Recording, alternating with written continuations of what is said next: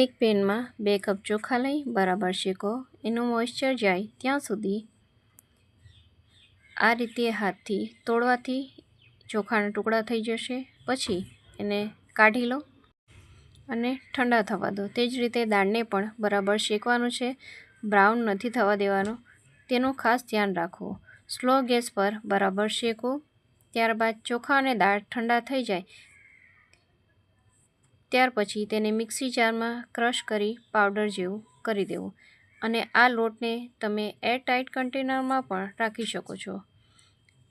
1 મહિના સુધી તમારો આ લોટ બગડશે નહીં. તમને જ્યારે ઈદડા ઇડલી કે પછી ઢોસા બનાવવા હોય ત્યારે તમે આ લોટ યુઝ કરી શકો છો.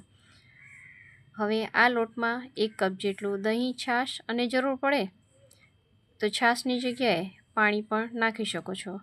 હવે આ બેટરને સારી રીતે મિક્સ કરી 5 થી 6 કલાક સુધી રેસ્ટ કરવા. તમે જોઈ શકો છો કેટલું સારું ફર્મેન્ટેશન થયું છે. હવે જે ડીશમાં તમે ઈદડા બનાવવાનો છો તેમાં તેલ લગાવી સારી રીતે. હવે આ બેટરને જરૂર પ્રમાણે એક અલગ વાસણમાં કાઢી તેમાં મીઠું અને ઈનો નાખી પાણી નાખી બરાબર મિક્સ કરી તેને ઈદડાની ડીશમાં નાખી દો.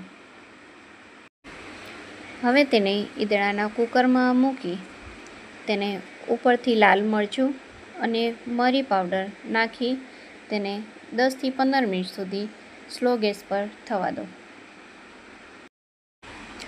હવે વઘાર માટે તેલ, રાઈ, જીરું, મીઠો લીમડો અને તલ નાખી ઉપરથી વઘાર નાખી સારી રીતે ફેલાવી દો. ત્યારબાદ તેના પીસ કરી ટુકડા કરો.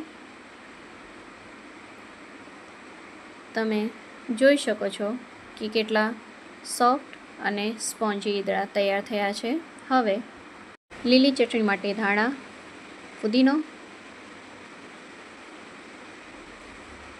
આદુ, લીલા મરચાં, લીંબુનો રસ અને સિંગદાણા, મીઠું ને ખાંડ નાખી તેને મિક્સી જારમાં સારી રીતે ગ્રાઇન્ડ કરી લો. લીલી ચટણી સાથે ઈદડાને સર્વ કરો.